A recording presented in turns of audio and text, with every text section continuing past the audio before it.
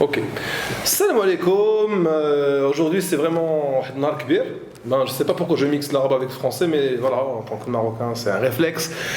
Aujourd'hui, j'accueille avec moi c'est Ahmed Chtoui, c'est Omar Belgench, deux très bons amis à moi, donc avec qui j'ai eu d'innombrables conversations durant les derniers mois. Voilà, on a une sorte de rituel chaque semaine. On essaie de prendre notre petit déj, notre petit café et échanger autour de notre avancement sur nos différents projets. Et en l'occurrence, comment est-ce qu'on utilise l'IA? Donc sans plus tarder, je vais donner la parole à Si Ahmed Chtoui, donc pour une brève présentation. Avant de céder la parole, c'est Omar, et puis on passe aux choses sérieuses. Merci beaucoup, c'est Youssef. Alors, en tout cas, ravi d'être parmi vous et de partager avec vous le moment très sympathique et j'espère qu'il sera très constructif et très instructif. Le but, c'est de partager un peu notre modeste expérience. Alors, ex-DRH, très passionné par l'IA et surtout par l'humain augmenté. Voilà un peu d'une manière brève. Alors l'humain dans toutes ses dimensions et aussi dans toutes ses postures. D'accord, très intéressant. Je vais rebondir sur ça. Voilà. Donc les mots-clés, je les ai captés. Comme ChatGPT quand on le prompt. Alors c'est Omar. Déjà, alaykoum salam. Comme tout Marocain, moi aussi, je vais mixer déjà avec le français. Bonsoir à toutes et à tous. Donc, Omar Belgench. Alors, brièvement, j'ai 15 ans d'expérience dans le monde de l'analytics. Je travaillais essentiellement sur toute la chaîne du machine learning allant de l'identification des besoins, la modélisation des modèles machine learning, leur implémentation et l'accompagnement au changement pour pouvoir en tirer profit.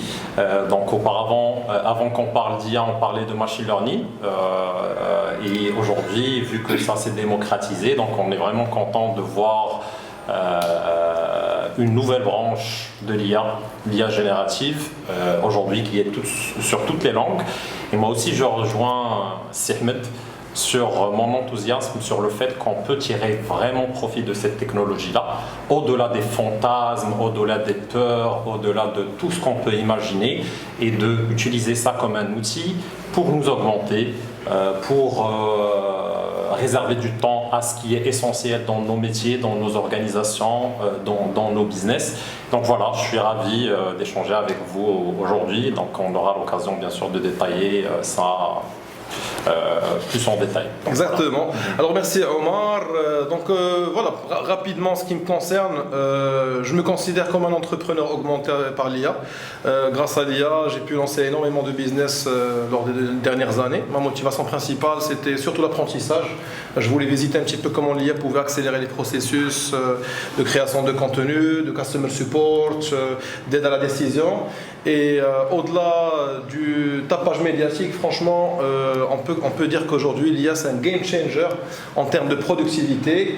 Et la meilleure manière d'apprendre, c'est de pratiquer. Donc, et rejoindre un petit peu le côté augmentation dont Ahmed a parlé. Donc, voilà, domaine très passionnant qui redéfinit la manière dont on voit les choses, donc que ce soit dans notre quotidien, mais également dans l'entreprise. Mais aussi comme entrepreneur, il y a de nombreux modèles économiques aujourd'hui qui sont en train d'émerger. Et dont tout le monde peut profiter dans son organisation. Donc, pour cadrer un petit peu ce webinaire, ça sera autour des ressources humaines, donc de la direction des ressources humaines du futur, comme aime si Ahmed Chtoui le dire si bien. Donc on va parler aujourd'hui, tout d'abord, donc avant de parler du vif du sujet, en fait, l'IA pour les RH, ben, j'aimerais déjà qu'on parle un petit peu de l'IA ici au Maroc. Donc comment ça se passe aujourd'hui à votre avis, c'est Ahmed ou bien c'est Omar? Est-ce que vous avez constaté des tendances? Est-ce que le marché aujourd'hui, quel est son niveau de maturité? Quelle est la relation aujourd'hui du professionnel des ressources humaines marocain ou bien du professionnel tout court marocain avec ces technologies qui sont en train de prendre de plus en plus d'ampleur? Ben, on va commencer par l'un d'entre vous. On fait pile ou face? Vas-y, puis après on se complète. Très bien. En tout cas, à travers mes différents entretiens, que ce soit avec des organisations, des entreprises, des clients avec lesquels j'ai collaboré, en tout cas sur des thématiques d'analytics et de machine learning. Donc, on peut dire qu'on oscille entre l'enthousiasme, l'attentisme et l'appréhension. Donc, il y a ces trois, disons, un peu sentiments, ces trois approches un peu qui cohabitent. Donc, il y a un enthousiasme quand on voit ce qu'on peut faire avec l'IA, et plus spécifiquement le Gen AI, parce qu'au niveau des organisations, on utilisait l'IA depuis pas mal de temps, et on ne l'appelait pas de l'IA. Donc les use cases, ils étaient tellement courants que grosso modo ça faisait partie en tout cas des normes, des outils qui étaient utilisés à l'époque. Maintenant il y a beaucoup de questions qui se posent. Qu'est-ce que je dois investir? Combien d'infrastructures je dois acheter? Est-ce que l'IA va remplacer ou bien va augmenter mes collaborateurs? Donc voilà, je vois un peu de... Disons, oui, Ahmed. Non, mais moi, ce que tu dis, ça me parle exactement. Parce que, alors, en tant que quelqu'un qui a vécu plutôt beaucoup de transitions sur le plan technologique, aujourd'hui, la nouveauté, c'est que ça a le caractère d'être un peu comme une grosse vague qui a arrosé un peu tout le monde. Et surtout après le Covid, c'est que l'IA n'est plus l'apanage ni le monopole d'une élite d'experts. Aujourd'hui, quand même, il y a ce sentiment de proximité où tout le monde, bien sûr, aujourd'hui, on peut parler de ChatGPT ou copilote, tout le monde peut toucher, peut jouer avec ça. Et encore une fois, l'impact, elle est mitigée. Parce que quand on découvre ce produit-là, alors il y a déjà moi ce que j'appelle le syndrome de l'imposteur, c'est que tout le monde va aller chercher des choses, essayer de les produire, faire du copier-coller comme auparavant, et essayer de sortir et de faire la différence par rapport à ce que font les autres. Donc ça c'est un peu l'usage individuel. Et je pense qu'il y a quand même une certaine maturité petit à petit, vu ce qui se passe aujourd'hui. Donc les gens commencent à découvrir que l'IA, c'est pas ce qu'on croyait, c'est que il faut savoir l'utiliser. Donc c'est là où on ouvre la parenthèse du prompt engineering. Donc il faut avoir une certaine intelligence pour pouvoir profiter au maximum. Alors maintenant, par rapport dans le monde des opérateurs économiques, on va commencer par les managers. Les managers aujourd'hui, parce que l'IA c'est un sujet international, donc on voit à travers la presse que beaucoup de choses se passent. Il y a des entreprises qui adoptent l'IA et les choses avancent d'une manière très très intéressante. Et donc le sujet maintenant qui se pose, c'est, comme on dit en arabe, c'est le mumtani'. C'est-à-dire que eux, ils arrivent à faire des choses. Il y a des entreprises même marocaines qui arrivent à faire des choses. Et moi, en tant qu'entrepreneur, comment je vais y aller? Comment je vais appréhender le sujet? Et en face de moi, il y a plusieurs types de collaborateurs. Il y a les anciens, il y a les jeunes qui arrivent déjà avec de l'IA dans leur téléphone, et il y a les anciens sur qui je dois faire beaucoup de changements, d'acculturation. Et aussi, comment allier l'IA avec ma stratégie et mon business? C'est quoi l'impact? Donc je pense qu'il y a des sujets sur lesquels on va intervenir après, mais c'est aujourd'hui le questionnement de comment aligner l'usage de l'IA avec la vision business et comment la matérialiser sur le terrain. Ce n'est plus comme avant, parce qu'avant, il y avait de grands qui proposaient des ERP, et donc il y avait des best practices, il y avait de la légitimité quand on venait avec des solutions, et donc il y avait une certaine assurance aussi pour les managers pour dire j'adopte tel ou tel produit. Aujourd'hui, ça foisonne de partout. Et il y a aussi, malheureusement, un marché qui s'est créé d'une manière un peu très superficielle et éphémère et qui a perturbé un peu même la manière d'approcher ce marché-là. Absolument. Donc c'est là où il y a un exercice important de maturité du marché et en même temps comment apporter de l'assurance, comment apporter les garanties pour que cette IA devienne vraiment un outil exploitable et vraiment qui a de l'impact sur l'entreprise. Je vais m'arrêter là, en tout cas il y a des choses à développer. Moi je veux juste ajouter que c'est normal aujourd'hui que les gens trouvent du mal parce que tout le monde n'est pas un ingénieur, tout le monde n'est pas un expert data. Auparavant l'IA je pense c'était réservé à des spécialistes alors qu'aujourd'hui le sujet prend un petit peu le tag de généralité on va dire donc dans le business. Et moi personnellement je pense qu'on ne peut pas parler d'IA s'il n'y a pas de maturité data, et même la data, on ne va pas en parler s'il n'y a pas d'assises digitales, et encore, bien avant le digital, c'est la philosophie de l'entreprise, et c'est la philosophie de l'individu. Donc les sujets sont très liés, et alors qu'est-ce que j'ai fait en fait en préparatif de ce webinaire? J'avais envoyé un sondage à mes followers, donc pour leur demander un petit peu leur niveau de maturité au sujet de l'IA. Donc c'est un sondage auquel ont participé plus de 500 cadres marocains, et dont les résultats, vous pouvez les voir sur l'écran. Ici, le sondage, il dit que le niveau d'adoption de l'IA par les entreprises marocaines, 10% utilisent l'IA comme un avantage stratégique, 40% en font un déploiement limité, 20% ne l'utilisent toujours pas, et 30% sont en train d'intégrer l'IA de manière structurée. Après, vraiment, je ne sais pas le niveau de précision en fait, des réponses de mes followers, mais de prime abord, comment est-ce que vous interprétez ces résultats, Sir Omar? Alors, là, je vais prendre ma casquette, en tout cas parce que je suis diplômé d'un institut de statistique, donc d'une école de statistique. Donc voilà, effectivement, ça c'est un sondage qui peut être un proxy pour nous permettre un peu de tâter un peu le niveau d'adoption, mais disons que 500 observations ne sont pas suffisantes pour nous donner une vraie image fidèle de ce que c'est le niveau d'adoption. Maintenant, il va falloir qu'on sépare entre deux choses, entre l'IA classique et la nouvelle branche qui s'est démocratisée il y a 2 années, qui est l'IA générative.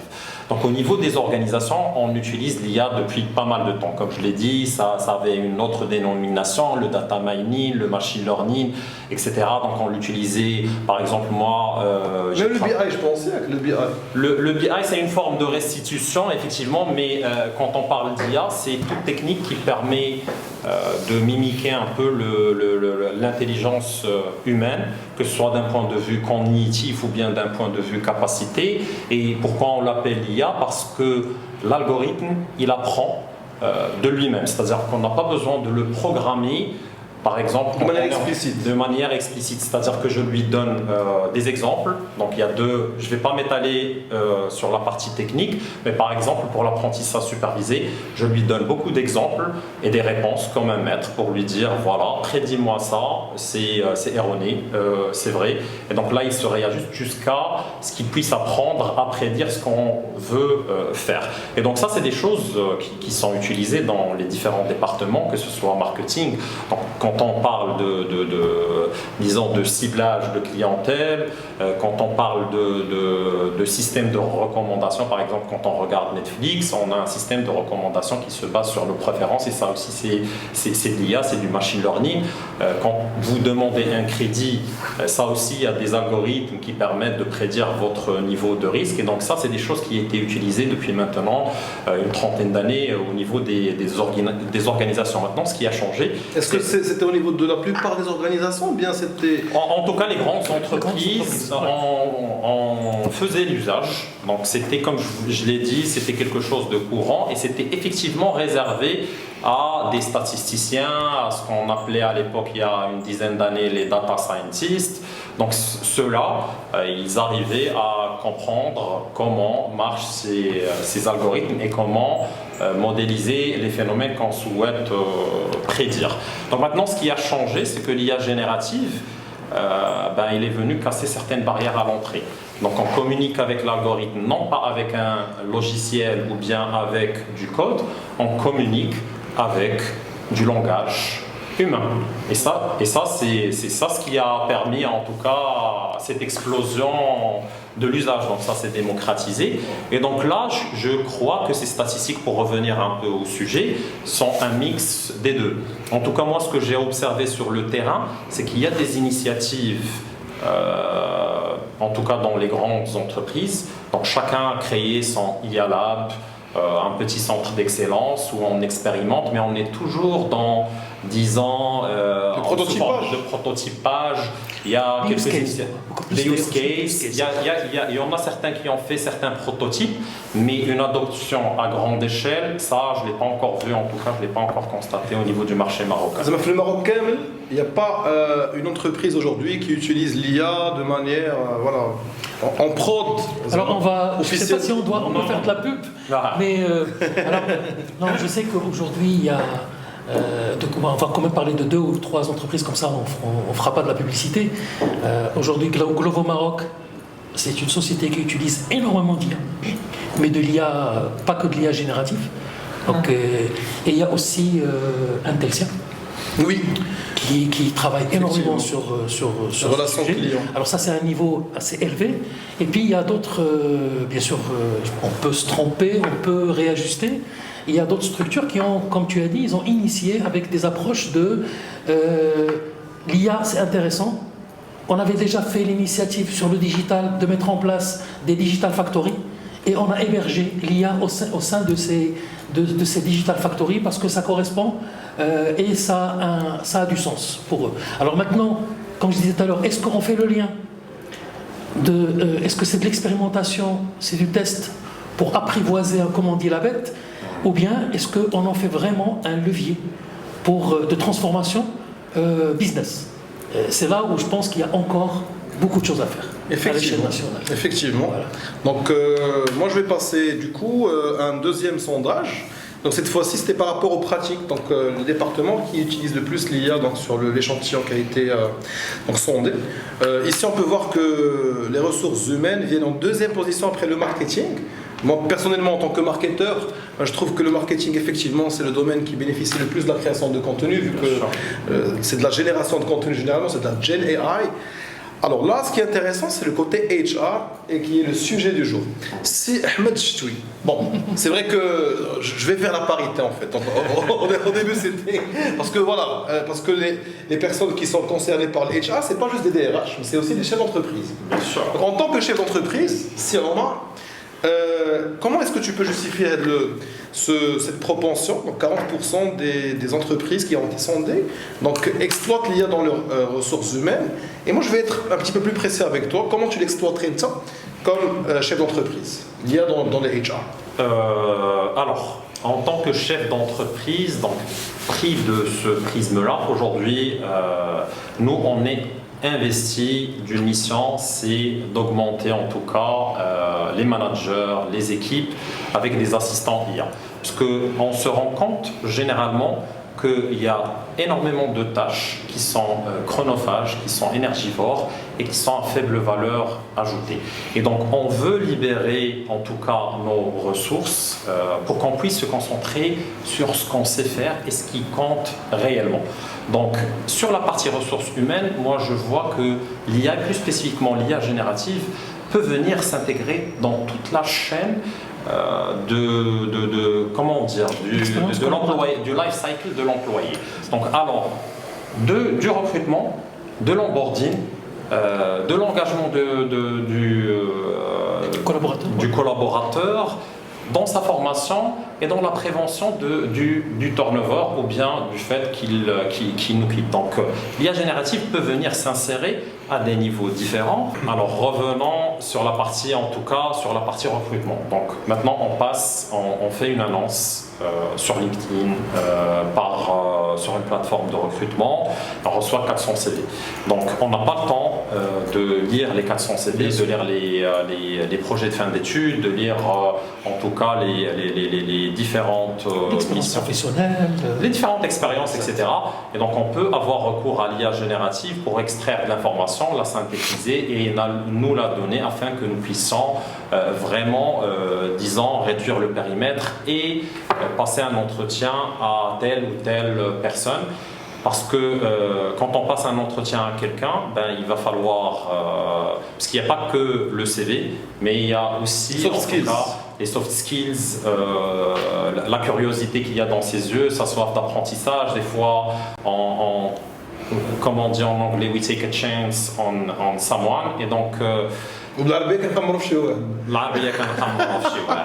Exactement. Et donc moi je vois que l'IA peut venir s'insérer pour nous libérer du temps, pour qu'on fasse l'essentiel, pour rencontrer les candidats, pour qu'on passe du temps avec nos employés, pour qu'on se focalise plutôt sur sur ce qu'on sait vraiment faire. Donc quelque part, le use case principal que tu appliques en tant que chef d'entreprise, c'est cette qualification de CV, cette préqualification. Exactement. Ok, donc je vais y revenir tout à l'heure. Bien sûr. C'est Ahmed. Alors, à mon avis, déjà en tant que passionné d'IA, c'est évident, et passionné d'augmentation, on va dire que la première chose, parce que vu qu'on se connaît, qu'on a échangé énormément sur le sujet, c'est vraiment aujourd'hui comment est-ce qu'on peut exploiter l'IA dans les différents modules du RH en fait, avec des exemples concrets. Parce que là, tu as fait plein de choses. Je t'ai vu réaliser, mener des transformations de tout un capital humain dans des contextes très, très challenging. Je t'ai vu faire des choses en parallèle, plusieurs choses en parallèle. Et ça, s'il y a 4 ans ou 5 ans d'aujourd'hui, est-ce que tu estimes que tu aurais été capable de faire autant de choses aujourd'hui, qu'aujourd'hui? Et j'aimerais bien avoir 2 à 3 exemples qui démontrent un petit peu notre audience, qui nous suivent sur ce webinaire. Quelles sont les meilleures pratiques, quelles sont les best practices pour un professionnel des ressources humaines pour tirer au maximum profit de l'IA? Alors, c'est vrai que c'est une question multidimensionnelle. Bon, je vais essayer de parler de manière très simple. Alors, aujourd'hui, comme je disais tout à l'heure, l'IA, ça reste un outil. D'accord ? Aujourd'hui, mais c'est un outil aujourd'hui qui est à double tranchant. Parce que on peut tomber dans la facilité de chercher l'usage le plus simple, le plus basique de cet outil-là. C'est d'aller chercher des réponses sans prendre le temps de les analyser, sans prendre le temps de faire le travail de l'humain et de sortir des choses. Et c'est un petit peu le danger qu'aujourd'hui peut vivre beaucoup de personnes, notamment même les professionnels. Donc c'est pour ça qu'il faut prendre des choses avec beaucoup de prudence. Et je rebondis sur ce qu'a dit Omar, c'est que quand on commence à réfléchir à structurer l'usage de l'IA à travers de l'assistance, c'est-à-dire un assistant IA, c'est que déjà on commence à dire que cet assistant, c'est comme si on était en train de recruter une personne. Donc qu'est-ce qu'il est censé faire, cet assistant? Donc déjà, un assistant, c'est qu'il assiste. Donc on ne lui délègue pas notre intelligence. On lui délègue des choses que nous, on estime, qui prennent beaucoup de temps, qui demandent beaucoup de traitement, de délai de traitement, d'accord? Et puis, les choses sur lesquelles on peut aller chercher de la précision. Parce que quand on essaie de faire beaucoup de choses en même temps, en tant qu'humain, la précision, elle commence à prendre un coup.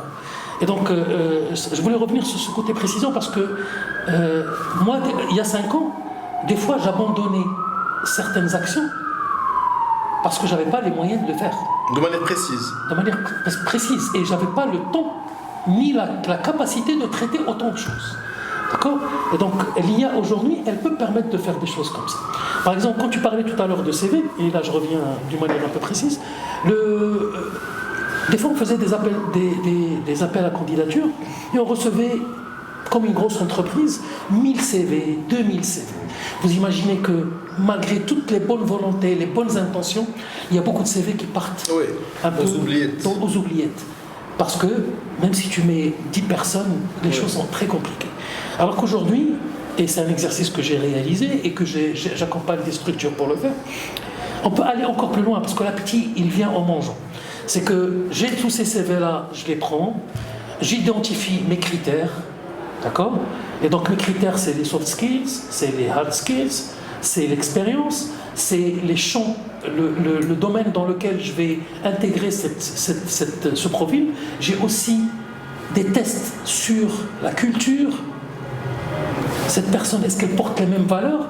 Donc des choses sur lesquelles je peux aller chercher dans son CV. Alors pour vous dire, généralement sur le bas du CV, il y a toujours les loisirs. C'est ma partie préférée. Alors que moi, c'est un sujet qu'on n'abordait jamais. Alors qu'aujourd'hui, on a besoin plus que jamais de traiter ce sujet-là. Parce que quand on voit loisirs, musique, natation, la marche, on se pose des questions. Et moi, ce qui m'intéresse, en tant que DRH, c'est de voir est-ce que cette personne, elle a fait des activités associatives.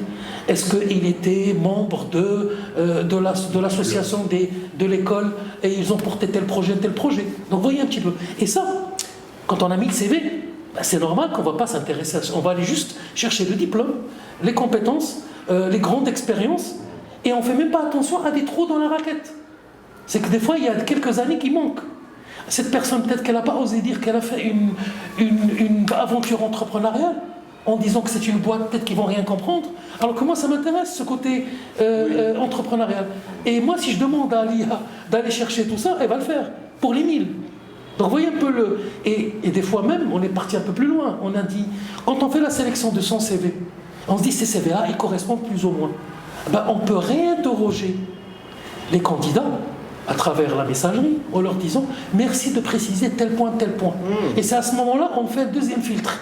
Parce qu'on a un outil qui va nous permettre de filtrer, d'interagir. C'est qu'on n'a plus le problème de moyens pour aller plus loin. Là, j'ai donné juste un exemple de CV. Moi, je vais intervenir juste par rapport à ce point-là. C'est très très important, la dernière partie du CV. Parce que moi, personnellement, j'ai utilisé une automatisation sur make.com qui permet de savoir si une personne a déjà pratiqué un art martial ou pas. D'accord. C'est pourquoi?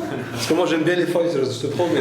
Toutes les personnes qui bossent avec moi, c'est des fighters, soit du boxe, soit de la boxe, soit du karaté. Il y a des gens qui aiment la musique. Le marathon. Non, mais c'est la résilience. En fait, ce type de sport, il démontre un petit peu le côté... Il y a d'autres sports qui assurent la résilience. Oui, bien sûr. Gentil. Comme le marathon. Comme le marathon. D'accord, exact. Et franchement, ce point-là, en fait, si on procède un petit peu par une sorte de tableau pour matcher un petit peu les critères qu'on recherche versus voilà comment est-ce qu'on peut les identifier sur un CV, là, on peut aider l'IA à mieux nous aider un petit peu. Alors, pour ne pas shortlister. Notre auditoire, on risque de le laisser sur sa fin par rapport à ce sujet de juste on reste à l'entrée de l'entreprise parce que le recrutement c'est juste l'entrée de l'entreprise et on peut aller un peu plus loin. Bien sûr. Ce qui est intéressant, c'est que c'est bien de trouver la personne, comme on dit, qu'on aime, il faut savoir la garder. Bien sûr. Donc, et là, l'onboarding, il est très très important parce que c'est au fait une période d'observation de part et d'autre. Et c'est très très challengeant parce que le collaborateur, quand il rentre, il observe, il est en train de tester l'entreprise par rapport à son projet de vie et l'entreprise, il est en train de l'observer. Et donc, cette observation, ce parcours, en fait, c'est facile de dire j'observe. Mais cette observation, c'est de la donnée. C'est de l'information. Cette information, elle doit être stockée quelque part. Elle doit être exploitée. Et il n'y a pas mieux qu'avoir des outils digitaux et de l'IA pour pouvoir accompagner ce parcours-là. Parce que déjà, un collaborateur, quand il rentre, première des choses, il va dire mais ces gens-là, c'est bien, on les voit de l'extérieur, ils sont très intéressants, il y a un site. Mais est-ce qu'il n'y a pas un outil intranet, des choses sur lesquelles je peux questionner pour savoir où est-ce que je vais aller, c'est quoi l'histoire de la boîte, qui sont mes mentors, comment on se forme, quelques questions, ou bien carrément des choses qui sont vraiment très réglementaires. C'est quoi mes avantages en termes de santé Et c'est là où on va ouvrir la parenthèse des chatbots, des choses qui peuvent être intéressantes, ou même il n'est pas obligé d'appeler au téléphone, de parler à telle personne, et 7 sur 7, 24 sur 24, il peut accéder à un agent, encore une fois un assistant IA, qui va répondre à ces questions, parce que ces réponses, elles sont là. Elles sont là. Des questions fréquentes. C'est des questions qui sont fréquentes. Donc là, encore une fois, je pense que c'était utilisé bien avant. Aujourd'hui, l'IA, elle peut donner encore plus de sens, parce que même les questions où il n'y a pas de réponse, avec de l'interaction, on peut améliorer notre chatbot. Oui. Il y a aussi ce qu'on appelle les rapports d'étonnement. Aujourd'hui, il y a beaucoup de gens, beaucoup d'entreprises qui, dans le parcours d'onboarding, ils demandent aux personnes de rédiger un rapport d'étonnement. Ce rapport d'étonnement est plein d'enseignements. Parce que c'est un petit peu la personne qui arrive. C'est la première impression. Première impression, donc elle voit des choses que les gens qui sont là ne voient pas. Parce qu'ils ont pris l'habitude de les voir. Absolument. Et donc ça, c'est des documents qui peuvent très rapidement être pris en charge avec de l'IA, synthétiser, sortir les meilleurs éléments et puis être reporté au niveau le plus haut de l'entreprise pour attirer l'attention sur certains dysfonctionnements auxquels on ne fait pas attention, et c'est eux qui peuvent impacter l'image employeur. Absolument. Parce que l'image employeur, elle reste dans l'entreprise aussi, c'est pas à l'extérieur. Parce que des gens qui sont à l'intérieur aussi, ils ont besoin de cette image qui va nourrir leur engagement. Je sais très bien que la thèse d'IEL, qu'il y a le futur de la direction des ressources humaines, et je vois très bien cette magnifique mind map que tu nous as préparée en guise cet événement. Ne vous en faites pas, de la mind map, vous pourrez la télécharger à la suite de ce webinaire. Pour les personnes qui se sont inscrites, vous recevrez une automatisation faite avec Zapier qui va vous permettre de l'obtenir. Alors, vu que moi ça fait un petit moment que je ne t'ai pas demandé, je t'ai pas posé de questions, Je suis là. comment tu définirais la direction des ressources humaines du futur? Imagine le monde dans 20 ans ou bien dans 30 ans. À ton avis, quelles seront les tendances? Donc peut-être qu'on va imaginer des soucoupes volantes qui vont servir de voiture, mais au-delà de la manière dont les gens vont se déplacer, l'organisation d'entreprise en interne et la mentalité des gens, comment tu la vois le futur de la DRH? C'est une question très très très intéressante Effectivement, c'est toujours très difficile de faire de la prospective, surtout sur des horizons de 20-30 ans.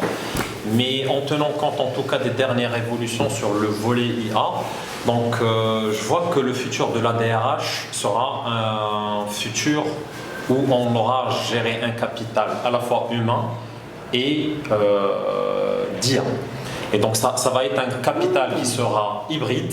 Et donc la fonction de la DRH aussi doit se réinventer afin de tenir compte en tout cas de cette nouvelle dimension. Donc elle devra déjà définir ce que c'est qu'un agent IA, définir quelles sont ses responsabilités, en tout cas le poids qu'ils vont prendre au niveau de l'organisation et au niveau en tout cas de l'entreprise. Et donc il va falloir manager à la fois des humains, des IA. Et donc ça sera l'organisation, elle deviendra une collaboration hybride. C'est comme ça que je vois en tout cas le futur de la gestion des ressources humaines. Effectivement, Omar, il y a même les entreprises chinoises qui ont assigné la fonction de CEO à une IA. Et cette thèse le futur de la DRH, on ne trouvera pas mieux que Sihmed pour partager avec nous cette magnifique mind map. Franchement, je n'arrive pas à voir vu cet écran, mais je suis sûr que la mind map elle est transposée dans ton cerveau vu que c'est... En tout cas, aujourd'hui, on est en train de jeter des graines, partager un peu notre façon de voir les choses. Et encore une fois, comme a dit Omar, on ne peut pas se projeter dans 10 ans, mais on peut parler de les choses qui vont arriver bientôt. Et je pense que nous tous, avec ceux qui vont utiliser, vont être aussi des accélérateurs pour pouvoir faire que ces choses-là prennent forme. Maintenant, bien sûr, on est toujours dans la notion de... moi, je parle des les 3 U. Ah oui, les 3 U, c'est-à-dire que quand on veut adopter quelque chose, on doit se poser des questions sur l'utilité de ce qu'on fait. D'accord ? Utile, utilisable et utilisé. Alors on peut croire que c'est juste une nuance de la même chose. Ce n'est pas vrai. Utile, c'est-à-dire que d'abord, est-ce que ce qu'on est en train de proposer, les choses qu'on est en train d'élaborer sont utiles pour nous ? C'est le premier filtre. C'est-à-dire sur le sujet stratégique, est-ce qu'aujourd'hui l'IA est quelque chose d'utile pour nous en tant que businessman, en tant qu'entrepreneur, en tant que DRH qui doivent s'aligner avec cette stratégie. Utilisable, c'est-à-dire qu'aujourd'hui, est-ce qu'on offre, et là je fais la parenthèse sur l'IA assistant, pas mal, je demande. Assistant IA. L'assistant IA, c'est qu'on est en train on n'est pas en train de dire il faut utiliser l'IA aujourd'hui comme elle se présente, parce qu'aujourd'hui l'IA c'est du ChatGPT, c'est du Copilot, c'est du Zapier, chaque jour on voit les 100 meilleurs outils. Je pense que c'est pas le sujet, et moi-même en tant que consommateur de technologie, c'est pas vraiment le sujet qui m'intéresse le plus. C'est est-ce que c'est utile pour moi, c'est utilisable, et est-ce que je vais l'utiliser tous les jours de la manière la plus performante. Alors ça, c'est déjà le principe. Maintenant, quand on parle de la direction des ressources humaines du futur, le futur c'est demain, c'est peut-être même aujourd'hui pour certains, c'est que, je reprends ce que tu as dit, c'est accepter qu'aujourd'hui, la direction des ressources humaines, si elle doit être performante, si elle doit se concentrer sur l'essentiel, et encore une fois, on parle de l'essentiel, mais on ne va pas jusqu'au bout. L'essentiel, c'est qu'on doit être centré sur l'humain, dans son parcours, dans son expérience, et prendre l'humain dans toute sa dimension au sein de l'entreprise pour lui offrir les conditions pour qu'il soit le plus performant et pour que son projet de vie corresponde tout le temps avec son projet de carrière, avec le projet d'entreprise. Ikigai. Exact. Et donc, c'est pas encore une fois, quand on dit le bien-être, c'est pas une salle de récré qu'on offre aux collaborateurs, c'est beaucoup plus un lieu où il va s'affirmer à travers ses réalisations qui correspondent à ce qu'il veut. Donc tout ça, c'est du travail qui empêche, quand on veut le faire, avec tout ce qu'on a comme charge de travaux qui se font dans la douleur, ça nous empêche de nous orienter vers ces sujets-là. Maintenant, l'IA, avec le nouveau mode qu'on propose, ça devrait permettre de pouvoir nous détacher pour aller à l'essentiel.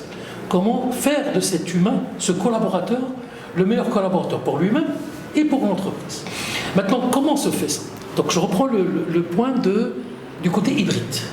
Aujourd'hui, il faut accepter que on est des collaborateurs qui doivent être accompagnés par d'autres collaborateurs d'une nouvelle forme. Donc, on n'est plus dans l'IA, ChatGPT ou Copilote ou autre chose, c'est qu'on est dans quelque chose de plus sophistiqué, qui va faire appel à tout ça, mais qui fait un peu écran pour offrir quelque chose qui est naturel, entre guillemets, pour le collaborateur. C'est un assistant. Moi, quand je peine et j'ai du mal à traiter un sujet, je ne dis pas « Oh, dommage, il n'y a pas l'IA.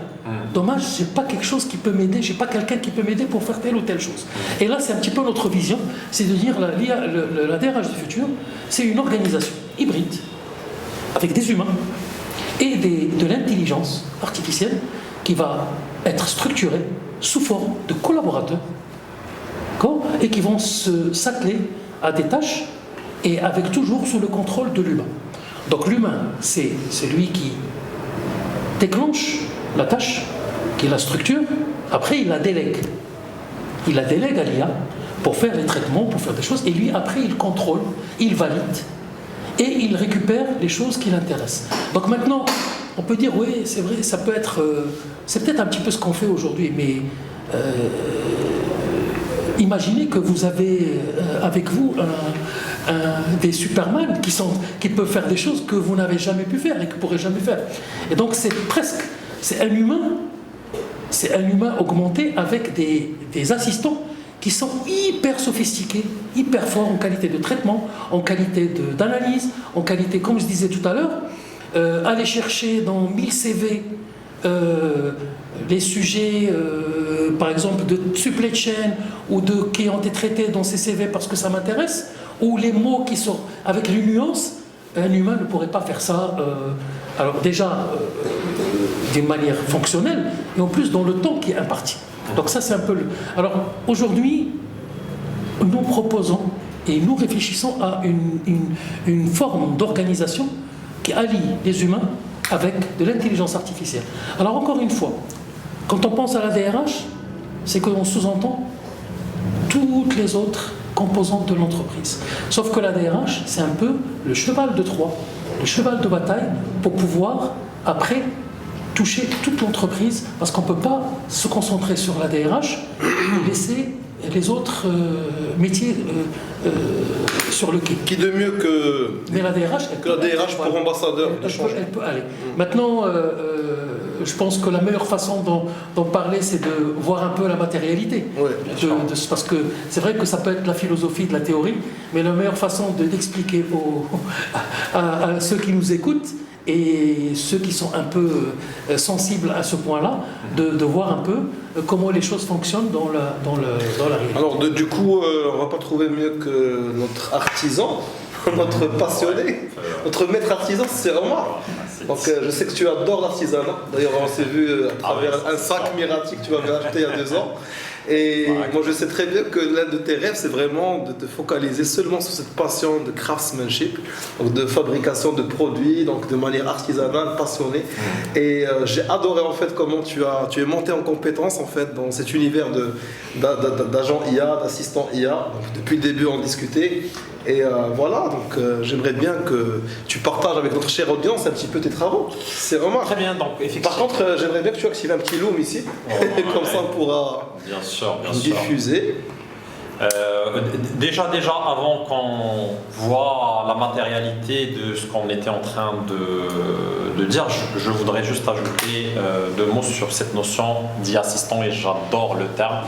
Moi je parlais toujours d'assistant IA, donc l'IA assistant en fait, je vais te piquer ça, c'est ce terme-là. Après il appartient à tous ceux qui vont l'utiliser.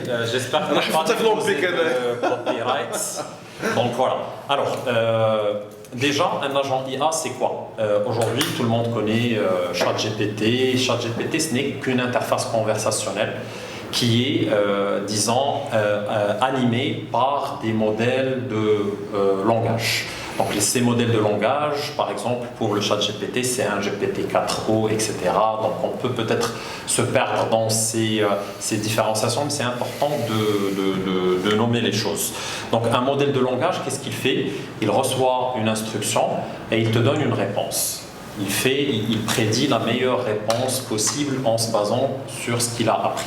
Maintenant, l'agent va au-delà de cette question d'input, output, question-réponse. Un agent, il a comme cerveau ce grand modèle de langage, c'est-à-dire qu'il reçoit une instruction en langage humain, et derrière, qu'est-ce qu'il fait? Il fait des actions. Donc on n'est plus sur une réponse à un texte, à une question, à un questionnement, mais là il fait des actions. Comment il fait ces actions-là? Il fait appel à des outils, comme les humains. Il fait appel à certaines capacités comme la vision, comme nous-mêmes, notre process cognitif il se base sur un traitement d'image pour faire des actions. Donc c'est similaire, on ne va pas faire de l'anthropoformisme, mais en tout cas c'est similaire, donc il a des outils, il a des capacités et il peut réaliser des actions. Et donc là, c'est vraiment très très intéressant parce qu'au niveau des organisations, on peut augmenter chaque collaborateur avec une multitude d'assistants qui chacun fait certaines tâches spécifiques. C'est comme une fiche de poste d'un collaborateur. Donc un e-assistant, il a quoi? Un titre, le titre de la fiche de poste, il a une mission générale, il a des instructions, il a des moyens qui sont les outils et en tout cas il doit être accountable sur certains résultats. Donc si on revient aux notions des ressources humaines. Et donc juste à titre personnel, avant vraiment de plonger sur cette partie-là des ressources humaines, donc aujourd'hui, nous, au niveau, en tout cas de notre pratique quotidienne en tant que professionnel, on s'est dit, tiens, qu'est-ce qu'on fait pendant la journée comme activité? Qu'est-ce qu'on fait pendant toute la semaine? Comment je peux devenir un professionnel augmenté? Donc chaque jour, je reçois des emails. Je n'ai pas le temps de tout lire. Je dois rédiger des emails, je rédige des comptes rendus, je rédige des cahiers de charges, je rédige des procédures, je brainstorm avec mes équipes. Et donc là, aujourd'hui, on a créé ce qu'on peut appeler une armée d'assistants, d'e-assistants, qui nous permettent de faire ça. Donc pour qu'on puisse se concentrer vraiment sur nos forces et on s'appuie sur ces e-assistants pour pouvoir nous augmenter. Donc on peut vous montrer quelques exemples. Alors tu vas juste rentrer le lien que je t'ai envoyé par mail sur ton email au point. D'accord. Alors tu rentres et on va partager l'écran avec Bien sûr. Alors. Voilà.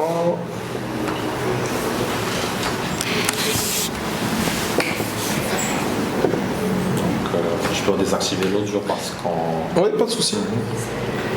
Participer. Voilà, accepter. C'est bon, tu rentres. C'est bon. Ok. On est l'essentiel, c'est voilà, tu pourras partager un petit peu ton écran, comme ça on pourra voir un petit peu ce que tu as fait ça. Ok, donc on était en train de parler d'e-assistant. Là, c'est une petite bibliothèque, ce n'est qu'un petit snapshot, disons une petite... petit avant-goût. Oui, un petit avant-goût en fait, on en a plus. Mais grosso modo, on a construit aussi une plateforme grâce à des assistants IA. Donc voilà, quel que soit, en tout cas les assistants IA, ils viennent s'intégrer dans toute la chaîne de valeur. Et donc là, ce qu'on propose, c'est une AI workforce. C'est-à-dire qu'on vient avec un package d'assistants par métier, par industrie, par domaine de connaissances, qui viennent augmenter les collaborateurs et les ressources humaines.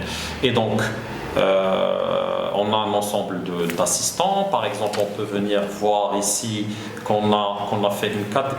Alors, je crois que ça s'est déconnecté. Ça arrive tout le temps pendant. C'est les aléas du direct. C'est ça, les aléas. Excusez-nous. Mais je vous promets, il a fait des choses super intéressantes. On va les voir maintenant. Donc voilà, grosso modo, en tout cas, on a séparé ça en catégories. Donc on fait des tâches de planification on a des tâches quotidiennes, ce qu'on appelle le day-to-day, des tâches de créativité, des tâches de productivité. Donc ça, mais bien sûr, on peut créer autant de catégories selon le métier, etc. Et par exemple, on a sur le day-to-day un ensemble d'assistants qui vont venir nous appuyer. Par exemple, moi, je fais de la veille sur l'IA. Donc, sur la partie veille, aujourd'hui, c'est une technologie qui bouge vraiment très très rapidement, à un rythme vraiment très fulgurant. Donc, c'est important pour moi de suivre les dernières nouveautés parce qu'il se peut que je travaille sur une technologie qui peut devenir obsolète en quelques semaines. Donc, on n'est plus dans l'obsolescence en mois ou en année, on est sur quelques semaines. Donc, ça, c'est un IA assistant qui me permet de faire ça. C'est un assistant qui part faire des recherches sur le web, tirer des informations, les synthétiser et me les ramener selon un template bien défini. Un petit peu comme Perplexity? Un peu comme Perplexity, pas aussi poussé, mais en tout cas, j'ai la maîtrise en tout cas sur la manière de rechercher, sur les sites que je souhaite rechercher. C'est pas un black box en fait. En fait, c'est pas un black box, c'est moi qui en tout cas définit les critères de recherche sur Perplexity, c'est leur propre algorithme. Et donc, je ne sais pas comment l'algorithme il fonctionne pour me faire parvenir la liste, en tout cas des résultats là. C'est moi qui contrôle cette partie-là. Donc c'est là où c'est la différence. On peut voir. Après, moi ce que j'avais réservé, c'est plutôt voir un IA assistant qui fait la collecte des besoins en recrutement. Donc ça, c'est pas notre. Donc on peut par exemple prendre le deuxième profil que j'avais créé pour ce besoin-là. Alors c'est en local en fait. Ça c'est en local, mais on a aussi une version qui est déployée sur le web. Là c'est juste un environnement démo. Ça c'est intéressant pour les entreprises qui veulent la confidentialité de leurs informations. Bien sûr. Ça c'est un point qui est très important. Par exemple ici, on en a parlé. Donc on veut augmenter la fonction des ressources humaines avec un assistant IA. Donc on va se concentrer sur un use case assez simple. Donc là, j'ai créé mon IA assistant qui s'appelle collecteur des besoins RH. Donc chaque année, dans le cadre de la planification annuelle des budgets RH, donc on lance une campagne de recensement en tout cas des besoins de recrutement pour les différents départements, finance, RH eux-mêmes, marketing, etc., risque, audit. Et donc, c'est un travail quand même qui consomme, c'est-à-dire parcourir, parler avec toutes les lignes métiers pour pouvoir identifier les besoins. Quand même, c'est un travail, disons, qui va consommer beaucoup de temps. Donc là, ce qu'on propose, c'est un assistant. On va enclencher une première conversation. On peut choisir les avatars, rien. Bien sûr, ça c'est juste une image, bien sûr. On peut le mettre dans le trombinoscope, pourquoi pas. Exact. Vu que ça deviendra aussi un capital, les agents vont faire partie du capital humain. Donc voilà, maintenant au niveau, on peut soit chatter avec lui, soit converser avec lui. Donc on peut activer, désactiver cette fonction-là. Donc dépendamment si vous êtes en train de parler au niveau de votre téléphone, je ne sais pas, dans une réunion, vous voulez juste chatter, sinon vous pouvez communiquer avec lui. Et donc, on peut faire l'exercice, par exemple, du département Analytics qui souhaite recruter, par exemple, un data scientist ou un data engineer. On va commencer. Alors, voilà, il nous répond. Je suis un agent IA, assistant IA. Il est rapide, hein? Ouais, il est rapide, spécialisé dans l'identification des besoins en recrutement. Mon objectif est de recueillir vos besoins en recrutement afin de soutenir votre département efficacement. Pour commencer, pourriez-vous me dire quels postes spécifiques ou nouveaux sont nécessaires dans votre département? Alors, je vais passer maintenant à la voix. Comme ça, on voit un peu la multimodalité de l'IA assistant. Donc, alors, on souhaite recruter un data scientist junior pour le département Analytics. Donc là, ce qui est en train de se passer, c'est la transcription de ce que j'ai dit. Alors, voilà, il arrive à transcrire. On peut même lui parler en Derija, ça passe. Tu utilises quel LLM, Omar? Alors, ça c'est une très très bonne question. Tu as pointé un point qui est généralement très sensible. Donc là, la proposition de valeur, elle est différente un peu de ce que peut amener un chat GPT. Un chat GPT, tu l'interroges, tes informations confidentielles ou non, partent dans un serveur qui est basé aux États-Unis, en Inde, etc. Et donc, votre information, elle sort du périmètre de votre organisation, elle part, elle est traitée et vous avez le retour ici. Dépendamment de la nature de cet assistant-là, on peut, ou bien, si on a des informations qui sont confidentielles, qui sont sensibles, choisir par exemple cette case-là, Contain Sensitive Information. Et donc, à ce moment-là, le LLM qu'on utilise est un LLM qui est installé en local. Ou bien au niveau d'un PC, ou bien au niveau du serveur de l'entreprise. Et donc là, votre information, elle est traitée, les inputs, le traitement et l'output sont stockés à l'intérieur, donc vous n'avez rien à craindre. Donc voilà, et c'est très intuitif, on peut juste avec des boutons changer en tout cas ces paramètres-là, et on fait l'update de l'assistant. Donc là, on va peut-être écouter sa voix. Donc il est en train de générer l'audio, c'est un environnement local, donc il va falloir attendre un petit peu. Mais Merci pour cette information concernant le poste de Data Scientist Junior pour le département Analytics. Passons maintenant à l'étape suivante pour mieux définir ce besoin. 1. Compétences clés. Quelles sont les compétences spécifiques que vous recherchez pour ce poste de Data Scientist Junior? 2. Qualifications requises. Pourriez-vous me préciser les diplômes, certifications ou expériences indispensables pour ce poste? 3. Expérience. Quel est le nombre d'années d'expérience requis et quels anciens secteurs d'activité pourraient être pertinents? 4. Priorisation. Comment classeriez-vous ce besoin en termes d'urgence et d'importance pour votre département? Ok, donc tout ça, c'est des choses que ChatGPT sait faire. Donc en quoi est-ce qu'un agent, c'est différent de ChatGPT? Alors, ChatGPT est quand même, à date d'aujourd'hui, assez limité dans les restitutions d'output. Déjà, en tout cas, ce que j'ai expliqué, c'est que ChatGPT, vous perdez la confidentialité de l'information, déjà de 1. Donc, si vous avez des données sensibles, si vous avez des données clientèles que vous ne souhaitez pas partager, donc déjà de 1, la confidentialité, on peut mettre un trait dessus. Maintenant, ChatGPT, il est assez limité en termes d'outils. C'est-à-dire que si vous demandez aujourd'hui à ChatGPT de vous générer un fichier Word qui va nous restituer, par exemple, le recensement de ces besoins-là, il ne va pas le faire. Il va falloir avoir des compétences techniques qui vont rentrer, coder une fonction à l'intérieur de la console de ChatGPT et faire appel à cette fonction-là depuis ChatGPT vers une application tierce pour pouvoir avoir ce rendu-là. Là, ici, vous n'avez pas besoin de coding, c'est juste vous cochez des boutons, des outils, vous avez une checklist d'outils. Et en tout cas, ces agents IA sont munis à la fois de cette capacité de traitement de texte, d'audio et même d'image. Et derrière, en output, vous pouvez avoir une restitution selon plusieurs formats Word. Donc après, lorsqu'on va collecter tous les besoins, ça va être dans un tableau. Il y en a certains qui le voudront dans un fichier Excel, d'autres qui le voudront dans un fichier Word, d'autres qui le voudront sous format d'un mail, et d'autres qui le voudront stocker dans une base de données d'entreprise. Et donc, cette flexibilité n'est pas permise. Sauf si on passe par des compétences techniques pour pouvoir le réaliser au niveau de ChatGPT. Comme je l'ai dit, on perd la confidentialité de l'information. Et cet agent-là, est-ce que c'est possible pour une personne non technique d'en construire un?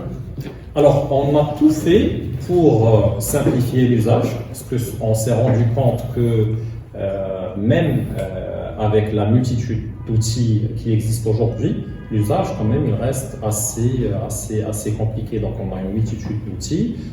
Pour réaliser un processus bien spécifique, il va falloir passer par 7 à 8 outils. Donc, ici, ce qu'on essaye de faire, c'est de tout consolider dans une seule interface intuitive, simple à utiliser, avec du langage humain, avec du cochage. Ok. Tout simplement. Donc c'est comme une sorte de GPT Builder. C'est un mode local. C'est un GPT Builder plus simplifié, avec plus d'outils et qui vient avec un package d'agents prédéfini. C'est-à-dire que vous vous connectez, vous allez trouver une quarantaine, une cinquantaine d'agents qui réalisent généralement des tâches que la majorité des professionnels réalisent, comme je l'ai dit. La rédaction d'emails, l'écriture de notes, les mémos, la classification des priorités, etc., la production de cahiers de charges, de fiches de poste, et donc voilà. Rédaction de procédure. Rédaction de procédure, effectivement. Donc par exemple, l'un des agents peut drafter là ensemble une procédure de recrutement, la prendre en photo, l'uploader ici, et derrière, on a une procédure qui se crée à travers ces assistants-là. Donc, on peut faire plein de choses. La seule limite... Je suis désolé, c'est l'imagination, j'imagine. En fait, la seule limite, c'est l'imagination et c'est jusqu'à quel point on veut automatiser le process ou jusqu'à quel point on veut déléguer à ces assistants. Donc voilà, aujourd'hui, ces assistants viennent pour augmenter l'humain. Donc, il va falloir vraiment se poser la question, quelles sont les tâches que je souhaite déléguer à cet assistant? Quelles sont les tâches que je souhaite conserver pour moi-même, où vraiment l'humain est central et a une valeur ajoutée à apporter. En fait, je trouve que ce qu'il apporte vraiment par cette solution, en fait, c'est la facilité de prise en main de la part d'un non-technicien. Donc, pour mettre en œuvre des assistants qui vont l'aider dans son quotidien. Je trouve ça très intéressant. Du coup, là, si je comprends bien, il y a des use cases en fait qui rentrent dans un petit peu le cœur d'entreprise. En fait, c'est des processus qu'on va essayer d'automatiser, dans lesquels on va essayer d'intégrer de l'IA. Donc ça, c'est le fonctionnement d'entreprise, la prise de décision, etc. Et les assistants, ce sont des collaborateurs fictifs. En fait, pas fictifs, ils existent dans nos serveurs. Ce sont des collaborateurs sous forme d'IA qui vont nous permettre d'être augmentés en tant qu'individus. Et ce qui est intéressant dans la solution Sehmel, je trouve que c'est le côté confidentialité. Vu qu'aujourd'hui, un vrai problème, c'est la foultitude d'outils. On trouve une quarantaine d'outils, une cinquantaine d'outils. Voilà, un outil pour faire des présentations, un outil pour transcrire un petit peu une audio, ainsi de suite. Et je pense qu'aujourd'hui, les entreprises, elles peuvent aussi mettre en œuvre des solutions telles que celle qui a été présentée par Omar. En même temps, voilà, donc j'ai bugué un petit peu, je pense. Moi, je vais rajouter une chose. Enfin, je pense qu'on peut faire une analogie avec ce qui s'est passé je viens du monde des entreprises. Il y a un certain moment, il y avait les entreprises, elles voulaient intégrer toutes les actions sur lesquelles elles voulaient avoir le contrôle. Donc on trouvait, par exemple, on rentre dans une entreprise, on trouve que les tâches ménagères, gestion d'un parc auto, gestion de tout ce qui est maintenance des immeubles, je vous envoie dans un autre univers, après on va revenir. Et à un certain moment, il y a eu une réflexion en disant qu'il faut se concentrer sur l'essentiel, notre cœur de métier, et déléguer tout le reste, parce qu'il y a une certaine maturité qui est offerte par l'écosystème de l'entreprise. Donc je fais l'analogie. Aujourd'hui, c'est un petit peu la même logique, c'est que aujourd'hui l'IA, c'est un petit peu la maturité qui est offerte sur la partie techno, tout ce qui est travaux qui ne sont pas dans le cœur du métier, parce que c'est la répétition, c'est l'analyse, et on essaie de garder la partie noble du métier. Ça veut dire que, bon, je ne sais pas pour minimiser de ce qui se fait par ailleurs, mais c'est juste de faire la séparation pour que les gens travaillent sur les choses essentielles. Maintenant, moi, ce que je capte, c'est que ces e-assistants, ce n'est pas que des assistants pour les humains, c'est aussi des assistants pour les process. Parce qu'une entreprise, elle fonctionne avec des process, et c'est ces process-là qui génèrent des organisations sur lesquelles on greffe et on affecte des personnes pour pouvoir piloter ces process. Et donc aujourd'hui, c'est cette logique de dire que l'e-assistant, il vient pour prendre une partie du process que l'humain doit piloter et contrôler. Alors, je continue juste l'idée, c'est que c'est l'exercice d'humaniser l'IA. Parce qu'aujourd'hui, on parle d'e-assistant. C'est qu'on est en train d'humaniser l'IA pour qu'elle prenne place dans cette configuration hybride que l'entreprise, vers laquelle l'entreprise elle se projette. On parle d'assistant, tout à l'heure je présentais, je disais, est-ce qu'on peut mettre un avatar? C'est qu'en fait on est en train de ramener l'IA vers la compréhension humaine de la tâche qui s'en occupe. Et ce n'est pas un petit robot, c'est en fait un assistant qui ressemble un petit peu à l'humain, avec qui on converse, avec qui on discute, avec qui on délègue, à qui on dit c'est pas bon, il faut refaire, à qui on délègue des tâches. Donc c'est un petit peu l'exercice aujourd'hui qui est fait à travers cette proposition de valeur. C'est de rendre le rôle de l'IA le plus utile, utilisé et utilisable, et en même temps de l'humaniser pour qu'il prenne place d'une manière naturelle dans l'organisation. Bon, je voulais juste intervenir. En fait, les assistants qu'on avait avec Omar, c'est un assistant conversationnel. Et tout à l'heure, tu as parlé d'assistants qui rentrent dans les process d'entreprise. Effectivement, quand on parle de Make.com ou bien de Zapier, là, il suffit juste de capter un flux d'informations dans un outil ou bien dans un webhook pour enclencher un ensemble d'actions. Et tout un champ d'action, il peut être délégué à un assistant, effectivement. Donc, c'est juste pour dire à notre audience qu'il ne s'agit pas uniquement des assistants conversationnels. Alors, on vous a préparé une liste d'une vingtaine d'assistants que vous pourrez explorer dans le cadre de l'implémentation de use case IA de votre entreprise. Vous allez recevoir ceci par email. Et du coup, on va passer maintenant à un petit peu on remarque une sorte de décalage en fait dans les niveaux de compréhension. Plein de personnes, elles partent de manière quasi automatiquement sur des mythes en fait. Donc on a aujourd'hui une sorte de mythe versus réalité. Et on va vous poser des questions à tour de rôle pour savoir un petit peu votre perspective sur chacune des questions qu'on a concoctées ici. Alors premier mythe, je vais le poser assez en moi, c'est réservé seulement aux personnes techniques. Alors, très très bonne question. Je ne veux pas être ambigu, mais la réponse à cette question-là dépend de ce qu'on veut faire avec cette IA. Donc aujourd'hui, comme je l'ai dit tout à l'heure, et je le rappelle, c'est que l'IA, surtout l'IA générative, elle est venue pour briser une barrière à l'entrée d'interaction avec les modèles de machine learning. Donc aujourd'hui, grâce au langage humain, on peut interagir avec des modèles et interagir avec des assistants pour les faire faire des choses qu'on n'a pas la capacité technique de faire. Donc, par exemple, je peux interagir avec un assistant data scientist qui va parcourir mon univers de données, me sortir des graphes, les commenter, les analyser et interagir avec moi jusqu'à ce que je sorte avec le modèle que je voulais concevoir. C'est pas aussi simple que ça, mais en tout cas, aujourd'hui, maintenant, pour se faire augmenter, aujourd'hui, on n'a pas besoin d'être une personne technique qui a une parfaite connaissance des modèles AI pour pouvoir les utiliser, pour pouvoir devenir un ambassadeur et un champion de l'utilisation de l'IA au niveau de son organisation. Effectivement, en fait, moi je voudrais juste rebondir sur ce qu'il a dit Omar. Moi je connais des personnes de NCG Stats, donc qui sont encore toujours des étudiants, donc en marketing et en communication, qui sont en mesure de monter des chatbots d'onboarding HR avec des outils tels que VoiceFlow, recourir à ce qu'on appelle le RAG, tu vois, donc il suffit juste d'être passionné. Exactement. Et de poser une problématique donc, qui en vaut le coup et se poser la question, est-ce que je peux régler cette problématique avec l'IA? Mais déjà, avant de penser à l'IA, est-ce que je peux régler cette problématique avec mon IN, intelligence naturelle? Ouais, bien sûr. Donc déjà, c'est bien poser le problème. Et l'IA, il ne faut pas le prendre comme un réflexe ou comme un raccourci.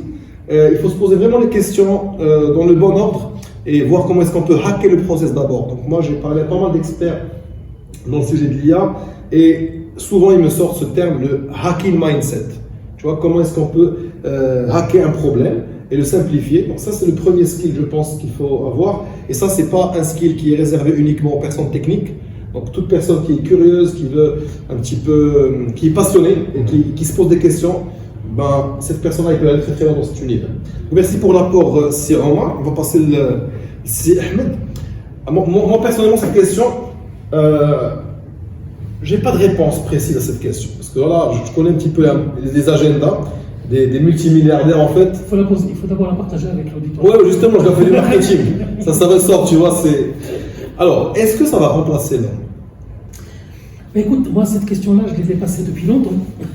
Et d'ailleurs, toute la discussion qu'on a eue mais c'est une conviction personnelle, ça n'engage que moi et quelques personnes. Non. Alors, déjà, ce qu'on était en train de dire depuis tout à l'heure, c'est qu'on parle d'assistant. Donc, et le rôle aujourd'hui de l'humanité, c'est de travailler de telle façon à ce que l'IA reste toujours un assistant, un apporteur de support, apporteur d'intelligence, mais contrôlé par l'humain. Donc aujourd'hui, remplacer l'homme, je pense que là, on fait le lien toujours avec les risques que certains métiers disparaissent, que donc des personnes vont perdre leur emploi, et donc on parle du chômage et tout ça. Alors, je pense que l'évolution naturelle des organisations fait que des métiers changent. Ils ne disparaissent pas, ils évoluent. D'accord ? Et donc, ils évoluent, ils se professionnalisent, et donc à charge à l'individu et aux organisations de trouver le meilleur moyen pour offrir les formations, l'accompagnement pour qu'on puisse s'adapter aux changements organisationnels et aux changements de métier. Les métiers, l'IA ne va pas remplacer les gens, l'IA va les augmenter. Moi, je reste sur ce principe-là. L'IA augmente les professionnels. Elle ne peut pas parce que depuis tout à l'heure on parle d'assistance. Un assistant, aujourd'hui, on n'a pas une personne qui s'occupe de traiter les mails et de les personnaliser. On n'a pas une personne. C'est-à-dire qu'en fait, on délègue des choses que l'humain, naturellement, il ne peut pas faire. Compte tenu de la capacité, compte tenu de la volumétrie. Donc, c'est comme si vous me dites, je vais trouver quelqu'un qui va traiter les 1000 CV dont on a parlé tout à l'heure et qui va les analyser. Non, c'est toujours la même personne qui souffre aujourd'hui et des fois qui abandonne et qui ne fait peut-être pas bien son travail, à qui on va donner de l'assistance pour qu'elle puisse le faire mieux. Maintenant, je ne suis pas dans le secret, dans les 10 ans, et encore une fois, ça c'est des choses qui dépendent de l'innovation et de la capacité de l'humain. Mais encore une fois, c'est l'humain qui fabrique l'IA, c'est l'humain qui va fabriquer autre chose. Alors je vais juste intervenir parce que moi je pense que les personnes qui ne vont pas faire d'efforts, elles seront remplacées. Tu vois? Non, ils ne vont pas faire d'efforts. C'est indépendamment de l'IA. C'est ça. Les gens qui ne font pas d'efforts, généralement ils ne trouvent pas leur place. Qui n'avancent pas avec les évolutions, que ce soit l'IA ou le digital, ou même la professionnalisation des métiers. Avant on parlait de logistique, aujourd'hui on parle de supply chain, parce que c'est devenu des choses encore plus complexes et le processus a pris une autre dimension. Donc les gens qui n'ont pas pu s'adapter et les entreprises qui n'ont pas accompagné leurs ressources pour les faire évoluer, pour les développer, c'est normal qu'on peut s'attendre à des sujets pareils. Alors maintenant le sujet, peut-être qu'il faut le prendre en amont. Bien avant d'arriver vers l'entreprise, je pense que le rôle aussi des institutions académiques universitaires, il est très important. C'est qu'on ne peut pas attendre que les gens soient augmentés au sein de l'entreprise ou qu'ils arrivent à s'adapter, s'ils n'ont pas déjà les prérequis au niveau de l'enseignement. Tout à l'heure, tu as parlé de l'ENSJ, on n'est pas en train de faire de la publicité, mais pour toutes les écoles aujourd'hui, cette prise de conscience doit commencer très tôt. Aujourd'hui, il y a des enfants qui sont férus d'intelligence artificielle et d'autres sujets à l'âge de 10 ans, à l'âge de 9 ans. Donc je pense que le sujet, il est très important aujourd'hui de le prendre avec beaucoup d'anticipation au niveau de l'enseignement pour qu'une fois la personne elle va dans le monde d'emploi, elle est déjà armée, au moins elle sait où est-ce qu'elle va puiser. Parce qu'aujourd'hui, le but, c'est pas de bombarder les gens avec des informations et avec du savoir. C'est leur donner la capacité d'apprendre, la capacité de s'ouvrir vers tout ce qui est nouveau. Et ça ne s'apprend pas quand on est en entreprise. C'est peut-être déjà trop tard. C'est au niveau dans le monde scolaire et universitaire. Oui, je trouve que je suis totalement d'accord avec ce que vous avez dit, Ahmed. Surtout la capacité d'apprentissage et la capacité d'adaptation. Pour moi, ce sont les deux choses les plus essentielles. Je vais ajouter un troisième point, c'est la philosophie en fait. Si on reste sur le technique, tout le monde y sera plus ou moins doté des mêmes compétences, parce que là aujourd'hui l'IA ça évolue à un rythme effréné. Ce qui va créer la différence, c'est un petit peu la philosophie qu'on met à disposition de cette IA. En fait, l'IA c'est juste un moyen, mais derrière l'humain, comment est-ce qu'il réfléchit, quelles sont ses nouvelles habitudes, quelle est sa capacité aujourd'hui d'abstraction, quelle est son imagination. Là on parle vraiment de nouvelles compétences aujourd'hui qu'on doit commencer à intégrer un petit peu dans les cursus scolaires. Ça ne doit pas être juste du blabla à chaque fois quand on parle d'IA et il faut les soft skills et tout. Aujourd'hui, la vraie compétence à mon avis, c'est la compétence de problem solving et de créativité et de distinction au maximum des robots. Donc pour apporter une valeur ajoutée à la société, il faut apprendre à être le plus complémentaire possible du robot. Donc tout ce que sait faire le robot, je dois être en mesure de le comprendre pour déjà savoir, là, ok, je sais faire ça avec le robot, je comprends un petit peu ce qu'il va faire le robot, et du coup, moi, je vais me concentrer sur ça pour amplifier un petit peu l'impact du robot au service de ma philosophie. Donc, je ne vais pas m'attarder davantage parce qu'il ne reste pas beaucoup de temps sur le webinaire. Je vais ajouter peut-être un troisième mythe. L'IA, alors, j'ai besoin d'une grande initiative data pour implémenter l'IA dans mon entreprise. Est-ce que tu es d'accord avec ça, hein? Tout dépend des ambitions. Donc, voilà, tu l'as souligné tout à l'heure, donc il faut un socle digital parce que l'IA il se nourrit d'input, de data, d'images, de texte, d'audio. Maintenant, on peut vraiment commencer à intégrer. Donc, il y a deux approches. Ou bien on est sur une stratégie globale, on veut transformer l'organisation en une organisation AI-driven. Ou bien on commence à expérimenter selon une approche bottom-up avec des petits use cases à gauche à droite, automatiser certains bouts de processus, augmenter les collaborateurs, commencer à récolter le fruit et aller de l'avant. Donc si vraiment on attend jusqu'à ce qu'on ait le socle technologique, l'infrastructure, la data qui est bien structurée, je crois qu'on n'est pas sorti d'auberge. Donc il va falloir commencer à expérimenter, à tester, à intégrer petit à petit et en même temps travailler sur une stratégie un peu plus globale.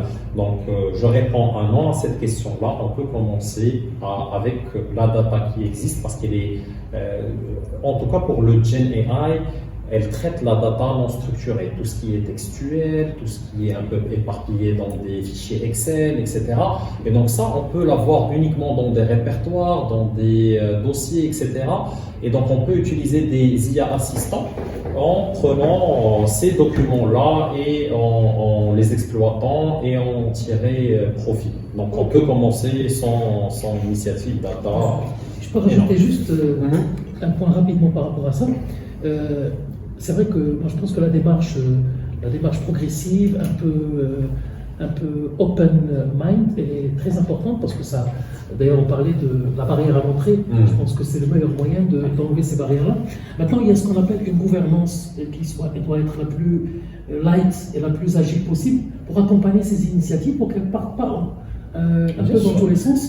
Donc c'est là où il y a aujourd'hui les concepts de mise en place de centre d'excellence. De Change Factory. Change Factory ou de centre d'excellence, on peut l'appeler. Aujourd'hui, il y a certaines structures qui l'hébergent dans les Digital Factory parce qu'elles s'apprêtent. Il y a même des structures qui l'hébergent dans les laboratoires d'innovation. Et peu importe, le plus important, c'est qu'il y a la gouvernance agile qui puisse permettre de donner du sens à ces initiatives et qu'elles émanent de ceux qui en ressentent le besoin, c'est-à-dire ceux qui ont les pains, comme on dit, ceux qui sont des fois de la douleur par rapport à certains traitements. Et puis après, créer ce qu'on appelle cette notion de partage, parce qu'il y a des fois des use cases qui sont utilisés dans un meeting, mais qui sont rapidement duplicables pour les autres et qui sont scalables pour l'ensemble de l'entreprise. Donc c'est pour ça qu'il faut avoir un peu un centre où il y a un carrefour, où on voit un peu, on structure les choses et prendre des décisions. Maintenant, ça doit être érigé quand même pour que ça ait du sens, ça doit être érigé en projet et en sujet d'entreprise. Donc ça va être porté quand même par le top management, mais toujours en mode agile. Il faut que l'entreprise soit aussi questionnée, à l'instar des autres sujets, sur le sujet de l'implémentation de l'IA. Ok. Ben, effectivement, on peut constater aujourd'hui quelques entreprises ici au Maroc qui implémentent justement cette approche. Donc, dans la plupart des cas, c'est des use cases, des POC.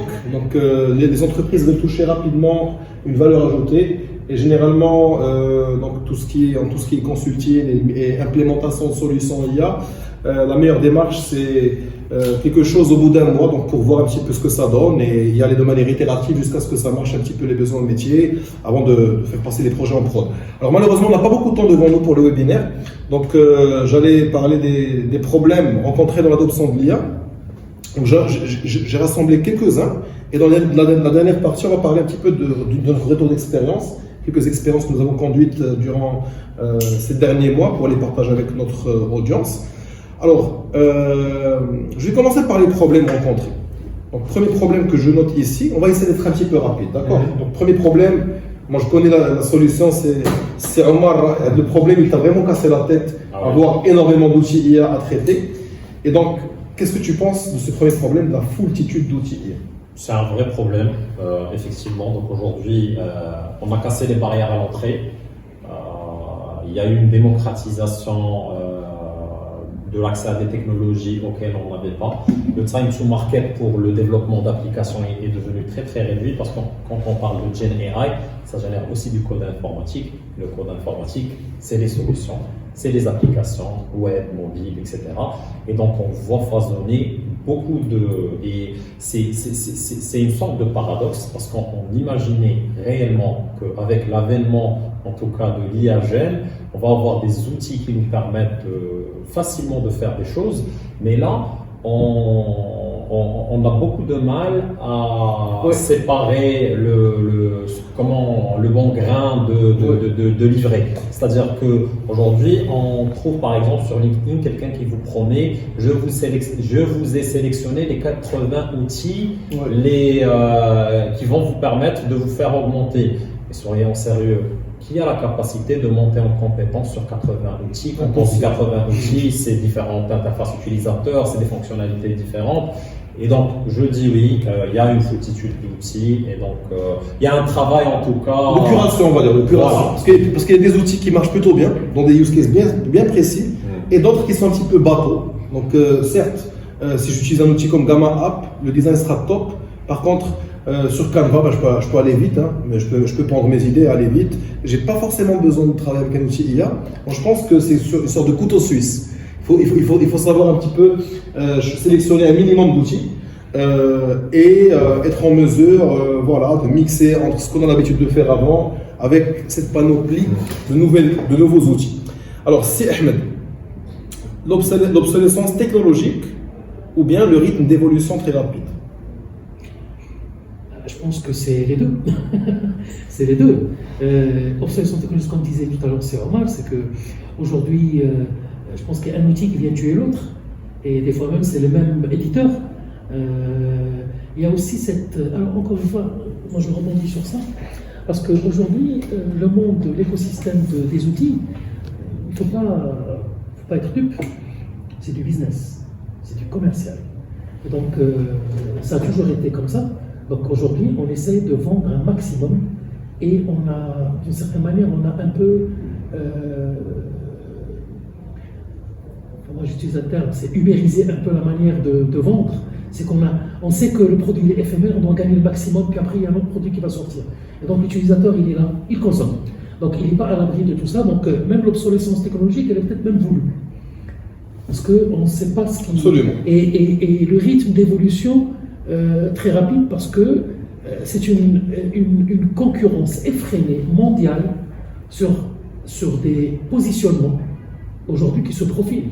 Comme ce qui a été fait pour les grands ERP, aujourd'hui, c'est aussi 2 ou 3 grands géants qui vont finalement après imposer leur manière de fonctionner par rapport à l'IA. Et encore une fois, en fait, pour moi, c'est pas question du nombre d'outils IA que je connais, c'est surtout question de à quel point je suis productif.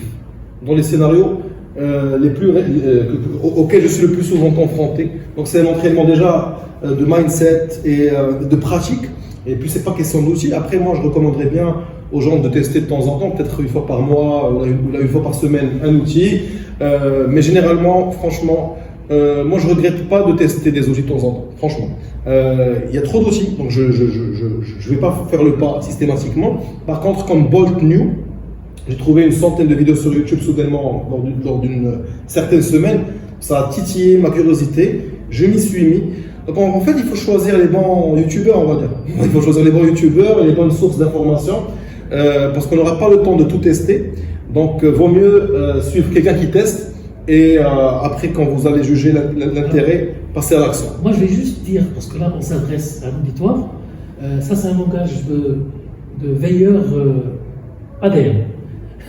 Alors que quand on est dans une entreprise, on doit avoir ce qu'on appelle une certaine humilité. Ouais. Parce qu'on n'est pas à l'abri d'une agressivité commerciale. Oui. Et quand on fait des choix, c'est des choix qui coûtent de l'argent. Parce qu'on n'achète pas pour un, on achète pour toute l'entreprise. On ne loue pas pour un, on loue pour toute l'entreprise. Et donc il y a une certaine humilité à développer vis-à-vis de tous ces produits-là. Et donc c'est pour ça que le sujet d'un centre d'excellence ou d'un centre, c'est un peu le rôle de faire de la veille, de créer le filtre, et toujours avec la logique des 3 E. Est-ce que c'est utile? Est-ce que c'est utilisable? Est-ce que c'est réellement utilisé? Ouais. Et même le fait que ça a été utilisé, ça me réconforte que ce soit utilisé auparavant, c'est une sorte de belle choix. Alors, rapidement, c'est en moi. Les réponses imprécises, qu'est-ce que tu en dis? En fait, en l'IA, c'est un océan. Donc, effectivement, quand on parle de Gen AI, ce n'est pas des réponses imprécises, ils souffrent de ce qu'on peut appeler la non-reproductibilité des réponses. C'est-à-dire que pour la même question, tu ne vas pas avoir la même réponse. Elle va être formulée de formes différentes. Mais soyons honnêtes, donc ça a été formé sur du langage humain.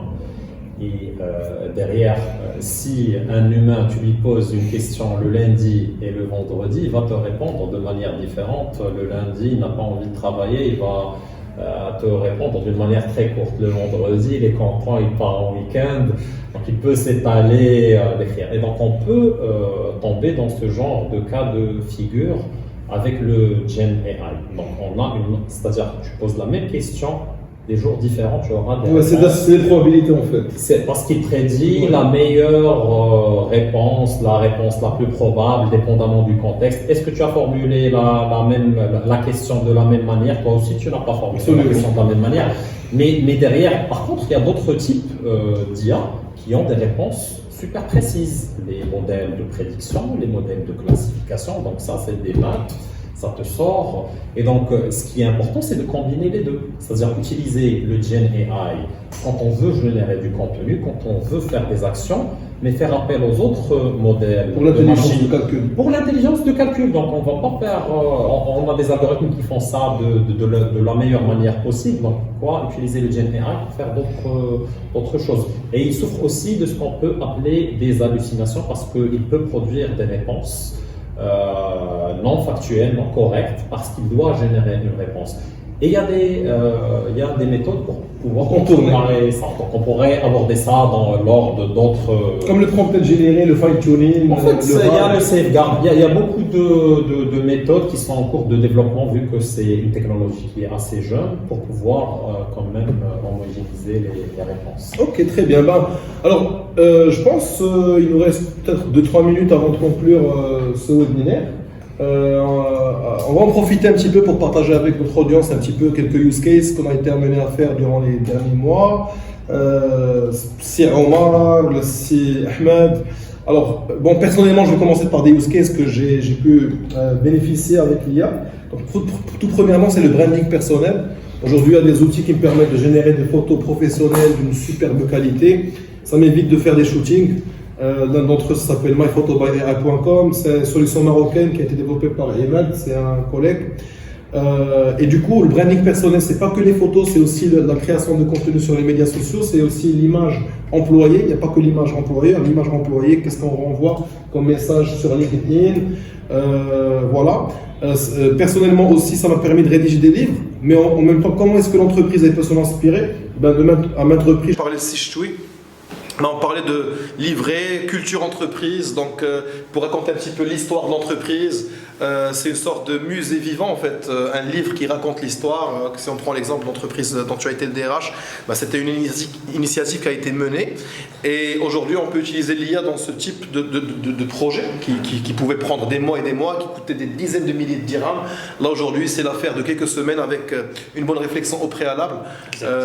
Voilà, donc comme on l'a vu avec toi à maintes reprises, Omar, c'est la personnalisation de la communication interne, le fait de générer des avatars, donc ils vont interagir avec nous en live. Bon, je t'ai vu faire ça à maintes reprises, en l'occurrence pour le onboarding, donc des avatars digitaux qu'on peut créer avec des outils comme HeyGen ou bien Synthesia, ainsi de suite.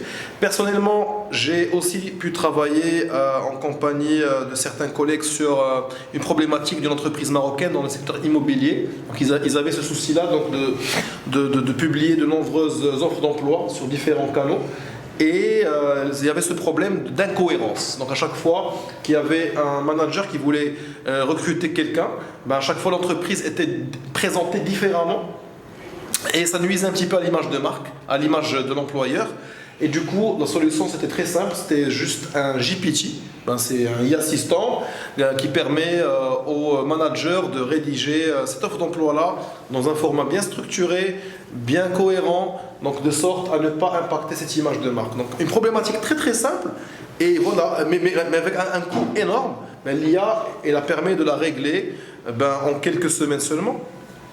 Voilà, donc on vous a aussi rassemblé quelques autres use cases qu'on a pu faire par le passé. Donc déjà un générateur d'entretien technique. Donc tu vois, à chaque fois qu'on va lui uploader un CV, il va essayer de repérer un petit peu les choses qui sont sujettes à un entretien technique. Il va essayer de nous faire une sorte de questionnaire. Et nous, en tant que DRH, en tant qu'employeur, on va challenger le questionnaire pour finaliser, pour sortir avec un entretien technique sur PDF. Un autre use case que je voulais partager, c'était le due diligence bot. Donc quand on va vouloir recruter quelqu'un, aujourd'hui on sait très bien que Internet il regorge d'informations personnelles et le passé il le prouve en fait. Il y a plein d'employés qui se sont grillés juste parce qu'ils diffusaient des contenus qui étaient inappropriés par rapport à l'employeur. Et aujourd'hui on peut utiliser les e-assistants dont tu nous as parlé, si on les dote de fonctionnalités de web scrapping, c'est-à-dire parcourir un petit peu le web pour scraper la data. Et sur LinkedIn ou bien sur les différents réseaux sociaux, YouTube, aujourd'hui il y a des outils comme API5 qui permet de scraper facilement LinkedIn et faire justement cette due diligence, parce que vraiment ça réduit énormément le risque de perdre un employé.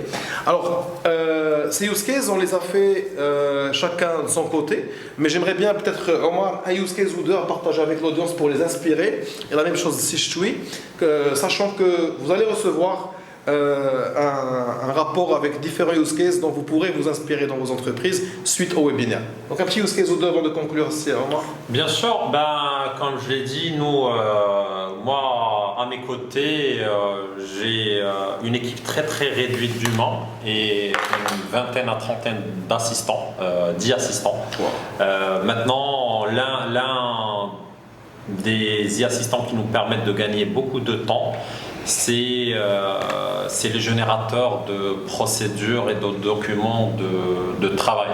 Donc auparavant, on devait tenir un atelier, brainstormer, écrire sur du papier, partir dans un outil de modélisation des logigrammes, écrire les tâches, activités, etc. Aujourd'hui, franchement, on se limite à la partie design sur une feuille de papier, on la scanne, on la met dans un e-assistant et il nous sort des procédures toutes faites selon un template de l'entreprise et qui nous permet de constituer notre base documentaire. Donc c'est l'un des e-assistants qui nous aide beaucoup à vraiment nous focaliser sur ce qu'on sait faire de mieux, sur ce qui rapporte vraiment de la valeur ajoutée. Super. C'est Ahmed, un use case pour inspirer notre audience? Alors, un use case, alors le dernier sur lequel j'ai travaillé, alors encore une fois, moi je suis consultant, donc j'accompagne les entreprises dans la manière avec laquelle ils peuvent déjà maîtriser leur métier et en même temps utiliser l'IA. Alors, il y avait un sujet qui paraissait très compliqué. C'est que, vous savez, dans les entreprises, on a ce qu'on appelle la mise en place des objectifs annuels. Donc la mise en place des objectifs annuels, ça part du sommet jusqu'au niveau le plus bas. Donc chaque hiérarchie, N+1, valide les objectifs avec ses collaborateurs. Donc l'exercice était une fois ce travail est fait, de prendre tous ces objectifs et de les mettre en cohérence. C'est-à-dire que est-ce que l'objectif au niveau de la branche la plus lointaine dans l'entreprise, est-ce qu'il correspond à l'objectif initial en cascade. Donc c'était une façon de tester et de s'assurer que l'objectif qui a été défini au niveau du sommet, des objectifs principes stratégiques, est-ce qu'ils sont déclinés au niveau le plus bas. Les OKR. Voilà. C'est-à-dire qu'après, et ça a challengé les ressources et ça a challengé au fait toute la ligne hiérarchique. Parce que des fois, on a l'impression qu'il y a une cohérence, mais finalement, quand on dit on veut tel résultat, on veut que ce projet fonctionne, on veut se lancer sur on va aller chercher telle part de marché, comment cet objectif-là, il va se décliner, si on prend l'exemple de la banque, au niveau de l'agence, au niveau de responsable d'agence. Donc, et là, vous voyez que c'est un sujet qui est impossible à traiter par les collaborateurs les plus performants. Mais si vous prenez toutes ces fiches, vous les intégrez et vous demandez à un assistant de faire l'exercice, de comprendre, de partir du haut et de dire est-ce que le N-1 ça correspond, est-ce que jusqu'à ce qu'on lui pollue bas, ça devient des choses très très simples. Franchement, c'est très fort comme use case. Exact. Et de façon générale, nous vous réservons une masterclass, donc IA pour les RH, pendant le mois de février. La date, elle n'a pas été fixée à 100%, mais je pense que ça sera vers le coup du 22 février. Inch'Allah. C'est pas le 14. C'est pas le 14. Le 14, vous en faites pas les amoureux, vous allez très très bien profiter de votre soirée d'amoureux. De notre côté, on a été ravis de vous accueillir aujourd'hui. Par rapport à la masterclass RH, en tout cas, vous pourrez vous renseigner davantage au niveau de notre site web. Vous allez trouver le lien donc, en commentaire de ce webinaire. Ça sera le 22, ça sera un samedi. On va essayer de vraiment de restituer tout ce qu'on s'est dit aujourd'hui. Les échanges. Maintenant, on profite des échanges. Voilà, donc on va essayer vraiment davantage donc de concrétiser, de matérialiser tout ce qu'on a dit sur la DRH du futur, de vous faire pratiquer un petit peu cette compétence qui est de configurer un IA assistant et de voir un petit peu les impacts de l'IA sur les métiers du RH de manière très très pratique. Je sais pas, je vais laisser céder la parole si Ahmed et si Omar, si vous voulez ajouter quelque chose sur la masterclass. J'ai été ravi d'être là parmi vous. C'est un sujet qui est passionnant. Je crois que le temps qui nous est imparti n'est pas suffisant pour qu'on puisse aborder tous les sujets. Et moi, en tout cas, si j'ai quelque chose à dire, c'est que je vous invite à profiter de cette nouvelle technologie parce qu'elle vous permettra réellement, si elle est utilisée à bon escient, au-delà des peurs, au-delà des fantasmes, à vous augmenter.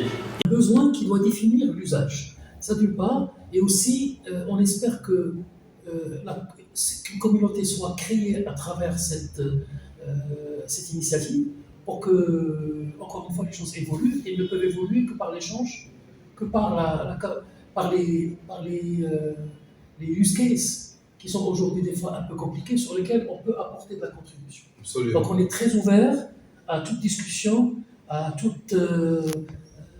sujet qui peut être adapté parce que, encore une fois, on n'a pas des choses qui sont toutes faites, on a des choses qui sont façonnables et on s'appuie énormément sur toutes les potentialités de l'IA. C'est l'IA générative et aussi l'IA tout court. Et aussi l'IS, qui est l'intelligence collective, il ne faut pas l'oublier. Ouais. C'est la notion de communauté qui est pour nous très importante et c'est en travaillant ensemble qu'on peut évoluer. Très bien.